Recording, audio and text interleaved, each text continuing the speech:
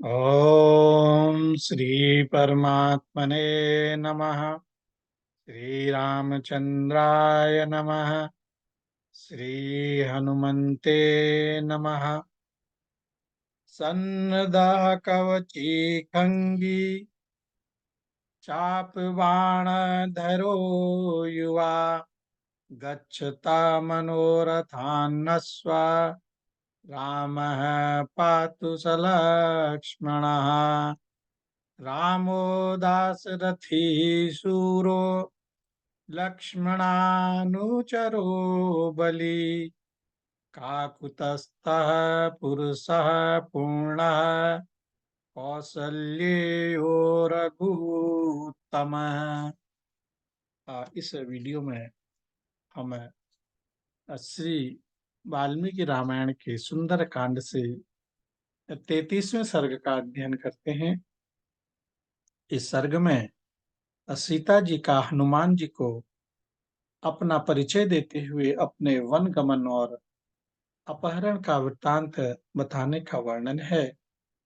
और इस सर्ग का प्रथम श्लोक इस प्रकार है कि सो अवतीर्य द्रुमात तस्माद् विद्रुम प्रतिमानना विनीत वेशा कृपणः प्राणी यत्योपसृत्य च ताम्रवीन्महातेजा हनुमान मारुतात्मजः शिरस्यञ्जलिमाघाय सीतां मधुरया गिरा। अर्थात उधर मूंगे के समान लाल मुख वाले महातेजस्वी पवन कुमार हनुमान जी ने उस अशोक वृक्ष से नीचे उतरकर माथे पर अंजलि बांध ली और विनीत भाव से दीनता पूर्वक निकट आकर प्रणाम करके अनंतर सीता जी से मधुर वाणी में कहा कि प्रफुल्ल कमल दल के समान विशाल नेत्रों वाली देवी, यह मलिन रेशमी पीतांबर धारण किए हुए आप कौन हैं? अनिंदिते इस वृक्ष की शाखा का सहारा लिए हुए आप यहाँ क्यों खड़ी हैं? और कमल के पत्तों से झरते हुए जल बिंदुओं के समान आपकी आंखों से ये शोक के आंसू क्यों गिर रहे हैं? शोभने आप देवता, असुर, नाग, गंधर्व, राक्षस, यक्ष, किन्नर, रुद्र, मरुदगण अथवा वायु में से वसुओं में से कौन है? इनमें से किनकी कन्या अथवा पत्नी है? सुमुखी, वरारोहे, मुझे तो आप कोई देवता सी जान पड़ती हैं।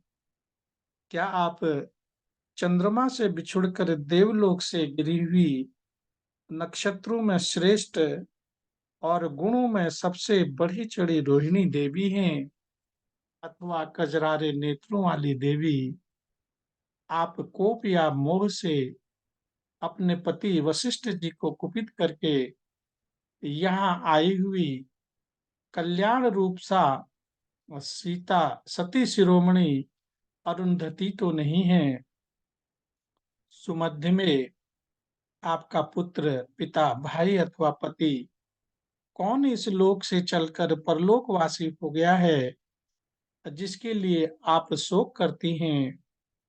रोने, लंबी सांस खींचने तथा पृथ्वी का स्पर्श करने के कारण मैं आपको देवी नहीं मानता। आप बारंबार किसी राजा का नाम ले रही हैं तथा आपके चिन्ह और लक्षण जैसे दिखाई देते हैं, उन सब पर दृष्टिपात करने से यही अनुमान होता है कि आप किसी राजा की महारानी अथवा किसी नरेश की कन्या हैं। रावण जनस्थान से जिन्हें बलपूर्वक हर लाया था, वे सीता जी ही यदि आप हों तो आपका कल्याण हो। आप ठीक-ठीक मुझे बताएँ, मैं आपके विषय में जानना चाहता हूँ। दुःख के कारण आप में जैसी दीनता छा गई है, जैसा आपका अलौकिक रूप है तथा जैसा तपस्विनी का सा वेश है, इन सब के द्वारा निश्चय ही आप श्री रामचंद्र जी की महारानी जान पड़ती हैं। हनुमान जी की यह बात सुनकर विदेह नंदिनी सीता श्री रामचंद्र जी की चर्चा से बहुत प्रसन्न थी। अतः वृक्षों का सहारा लेकर खड़े हुए उन पवन कुमार से इस प्रकार बोली कि कपिवर, जो भूमंडल के श्रेष्ठ राजाओं में प्रधान थे, जिनकी सर्वत्र प्रसिद्धि थी तथा जो शत्रुओं की सेना का संहार करने में समर्थ थे, उन महाराज दशरथ की मैं पुत्र वधू हूँ। विदेह राज महात्मा जनक की पुत्री हूँ और परम बुद्धिमान भगवान श्री राम की धर्म पत्नी हूँ। मेरा नाम सीता है। अयोध्यापुरी में श्री रघुनाथ जी के अंतःपुर में 12 वर्षों तक मैं सब प्रकार के मानवीय भोग भोगती रही और मेरी सारी अभिलाषाएं सदैव पूर्ण होती रहीं।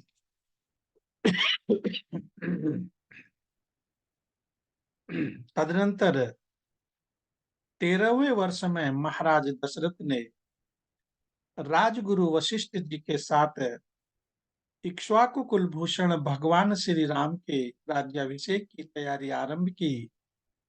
जब वे श्री रघुनाथ जी के अभिषेक के लिए आवश्यक सामग्री का संग्रह कर रहे थे, उस समय उनकी कैकई नाम वाली भार्या ने पति से इस प्रकार कहा, अब न तो मैं जलपान करूंगी और न प्रतिदिन का ही भोजन ग्रहण करूंगी। यदि श्री राम का राज्याभिषेक हुआ तो यही मेरे जीवन का अंत होगा। और नृपश्रेष्ठ, आपसे प्रसन्नता पूर्वक अपने आपने प्रसन्नता पूर्वक मुझे जो वचन दिया है, यदि उसे असत्य नहीं करना है तो श्री राम वन को चले जाएं। और महाराज दशरथ बड़े सत्यवादी थे। उन्होंने कैकेयी देवी को 2 वर देने के लिए कहा था और उस वरदान का स्मरण करके कैकेयी के क्रूर एवं अप्रिय वचन को सुनकर वे मूर्छित हो गए और तदनंतर सत्य धर्म में स्थित हुए बूढ़े महाराज ने अपने यशस्वी ज्येष्ठ पुत्र श्री रघुनाथ जी से भरत के लिए राज्य मांगा और श्रीमान राम को पिता के वचन राज्याभिषेक से भी बढ़कर प्रिय थे और इसलिए उन्होंने पहले उन वचनों को मन से ग्रहण किया, फिर वाणी से भी स्वागत कर लिया। और सत्य पराक्रमी भगवान श्री राम केवल देते हैं, लेते नहीं हैं। वे सदा सत्य बोलते हैं। अपने प्राणों की रक्षा के लिए कभी झूठ नहीं बोलते। उन महायशस्वी श्री रघुनाथ जी ने बहुमूल्य उत्तरीय वस्त्र उतार दिए, मन से राज्य का त्याग करके मुझे अपनी माता के हवाले कर दिया। किंतु मैं तुरंत ही उनके आगे आगे वन की ओर चल दी, क्योंकि उनके बिना मुझे स्वर्ग में रहना अच्छा नहीं लगता। अपने सुहृदों को आनंद देने वाले मित्रा कुमार महाभाग लक्ष्मण भी अपने बड़े भाई का अनुसरण करने के लिए उनसे भी पहले कुश तथा चीर वस्त्र धारण करके तैयार हो गए। इस प्रकार हम तीनों ने अपने स्वामी महाराज दशरथ की आज्ञा को अधिक आदर देकर दृढ़ता पूर्वक उत्तम व्रत का पालन करते हुए उस सघन वन में प्रवेश किया जिसे पहले कभी नहीं देखा था। वहां दंडकारण्य में रहते हुए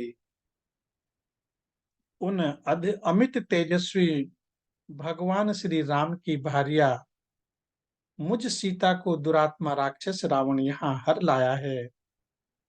उसने अनुग्रह पूर्वक मेरे जीवन धारण के लिए 2 मास की अवधि निश्चित कर दी है। उन 2 महीनों के बाद मुझे अपने प्राणों का परित्याग करना है और इस प्रकार श्री वाल्मीकि निर्मित आर्ष रामायण आदि काव्य के सुंदर कांड में 33वां सर्ग पूरा हुआ और अब 34वें सर्ग का अध्ययन करते हैं। इस सर्ग में सीता जी का हनुमान के प्रति संदेह और उनका समाधान तथा हनुमान जी के द्वारा श्री रामचंद्र जी के गुणों के गान का वर्णन है। और इस सर्ग का प्रथम श्लोक इस प्रकार है कि तस्यास्य वचनं श्रुत्वा हनुमान हरिपुंगवा दुःखाद दुःखाभिभूतायः सान्त्वमुत्तं रमं अब्रवीत्। अथवा दुख पर दुख उठाने के कारण पीड़ित हुई सीता का उपयुक्त वचन सुनकर वानर शिरोमणि हनुमान जी ने उन्हें सांत्वना देते हुए कहा कि देवी, मैं श्री रामचंद्र जी का दूत हूँ और आपके लिए उनका संदेश लेकर आया हूँ। विदेह नंदिनी, श्री रामचंद्र जी सकुशल हैं और उन्होंने आपका कुशल समाचार पूछा है। देवी, जिन्हें ब्रह्मास्त्र और वेदों का भी पूर्ण ज्ञान है, वे वेद वेत्ताओं में श्रेष्ठ दशरथ नंदन श्री राम स्वयं सकुशल रहकर आपकी भी कुशल पूछ रहे हैं। आपके पति के अनुसार तथा प्रिय महातेजस्वी लक्ष्मण ने भी शोक से संतप्त हो आपके चरणों में मस्तक झुकाकर प्रणाम कहलाया है। और पुरुष सिंह श्री राम और लक्ष्मण का समाचार सुनकर देवी सीता के संपूर्ण अंगों में हर्ष जनित रोमांच हो आया और वे हनुमान जी से बोली कि यदि मनुष्य जीवित रहे तो उसे 100 वर्ष बाद भी आनंद प्राप्त होता है। यह लौकिक कहावत आज मुझे बिल्कुल सत्य एवं कल्याणमयी जान पड़ती है। सीता और हनुमान के इस मिलाप से दोनों को ही अद्भुत प्रसन्नता हो रही थी और वे दोनों विश्वस्त होकर एक दूसरे से वार्तालाप करने लगे। शोक संतप्त सीता की वे बातें सुनकर पवन कुमार हनुमान जी उनके कुछ निकट गए। हनुमान जी ज्यों-ज्यों निकट आते, त्यों ही त्यों सीता को यह शंका होती कि यह कहीं रावण तो नहीं है।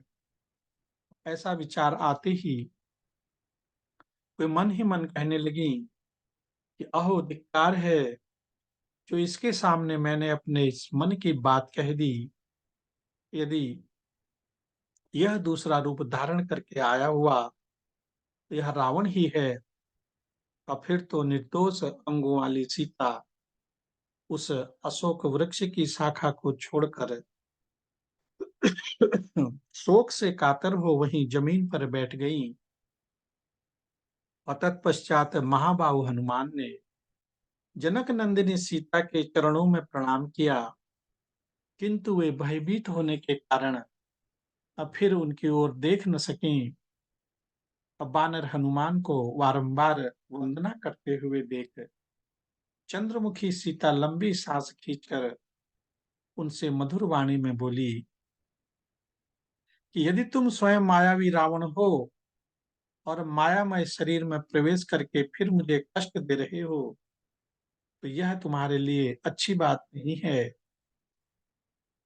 जिसे मैंने जनस्थान में देखा था तथा जो अपने यथार्थ रूप को छोड़कर सन्यासी का रूप धारण करके आया था, तुम वही रावण हो। और इच्छा अनुसार रूप धारण करने वाले निशाचर, मैं उपवास करते करते दुर्बल दुबली हो गई हूँ और मन ही मन दुखी रहती हूँ। इतने पर भी जो तुम फिर मुझे संताप दे रहे हो, यह तुम्हारे लिए अच्छी बात नहीं है। अथवा जिस बात की मेरे मन में शंका हो रही है, वह न भी हो, क्योंकि तुम्हें देखने से मेरे मन में प्रसन्नता हुई है। वानर श्रेष्ठ, सचमुच ही यदि तुम भगवान श्री राम के दूत हो, तो तुम्हारा कल्याण हो। अब मैं तुमसे उनकी बातें पूछती हूँ, क्योंकि राम की चर्चा मुझे बहुत ही प्रिय है। वानर, मेरे प्रियतम श्री राम के गुणों का वर्णन करो। और सौम्य, जैसे जल का वेग नदी को तट से नदी के तट को हर लेता है, उसी प्रकार तुम श्री राम की चर्चा से मेरे चित्त को चुरा लेते हो। अहो, यह स्वप्न कैसा सुखद हुआ, जिससे यहाँ चिरकाल से हर कर लाई हुई मैं आज भगवान श्री राम के भेजे हुए दूत एक बानर को देख रही हूँ।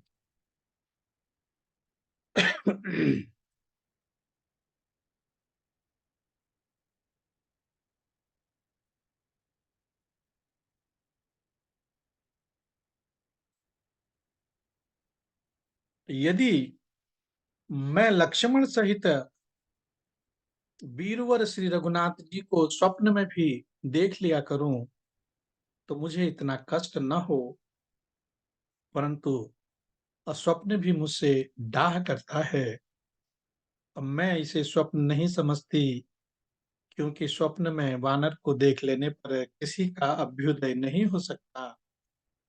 और मैंने यहाँ अभ्युदय प्राप्त किया है।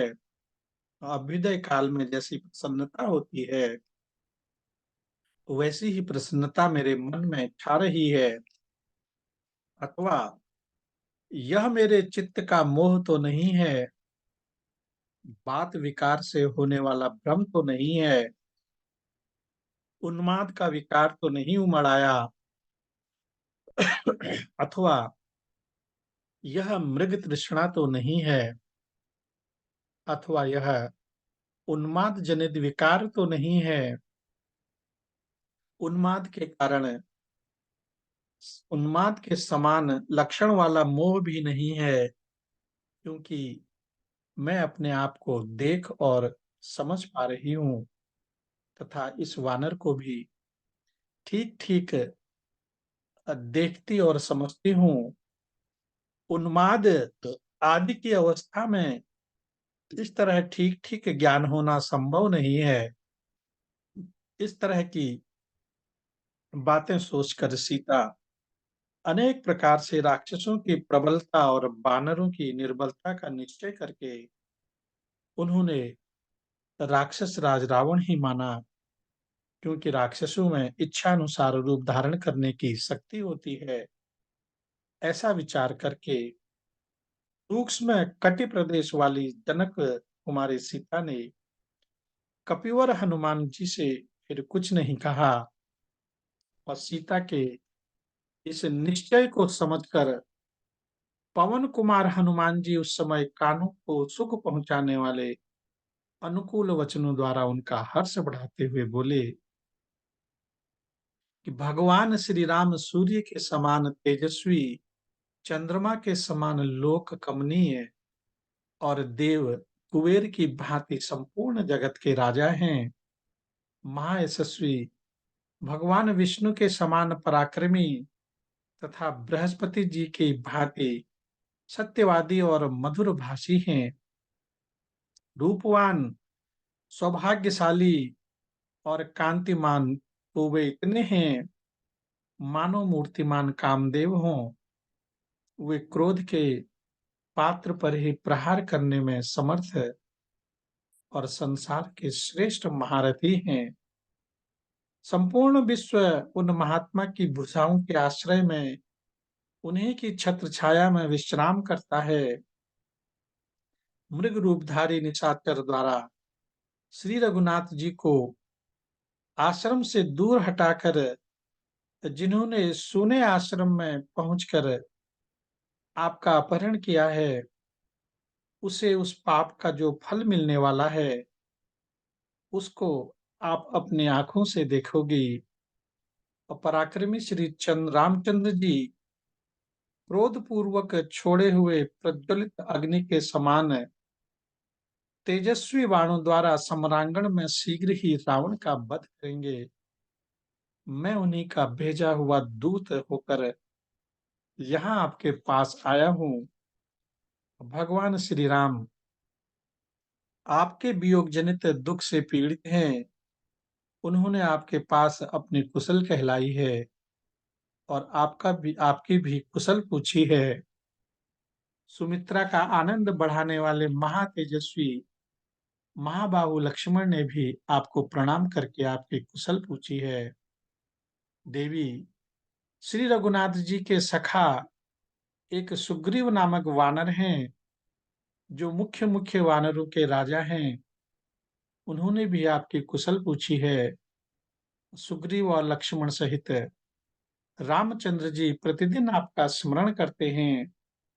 विदेह नंदिनी, राक्षसियों के चुंगल में फंसकर भी आप अभी तक जीवित हैं, यह बड़े सौभाग्य की बात है। अब आप शीघ्र ही महारथी श्री राम और लक्ष्मण जी का दर्शन करेंगी। साथ ही करोड़ों वानरों से घिरे हुए अमित तेजस्वी सुग्रीव को भी आप देखेंगी। मैं सुग्रीव का मंत्री हनुमान नामक वानर हूँ और मैंने महासागर को लांग कर और दुरात्मा रावण के सिर पर बैठकर लंकापुरी में प्रवेश किया है। मैं अपने पराक्रम का भरोसा करके आपका दर्शन करने के लिए यहाँ उपस्थित हुआ हूँ। देवी, आप मुझे जैसा समझ रही हैं, मैं वैसा नहीं हूँ। आप यह विपरीत आशंका छोड़ दीजिए और मेरी बात पर विश्वास कीजिए। इन्हीं शब्दों के साथ श्री वाल्मीकि निर्मित आर्ष रामायण आदि काव्य के सुंदर कांड में 34वां सर्ग पूरा हुआ। ओम श्री रामचंद्राय नमः। श्री सीतापते नमः। श्री हनुमते नमः। जय श्री सीताराम। जय श्री राम। जय जय श्री राम।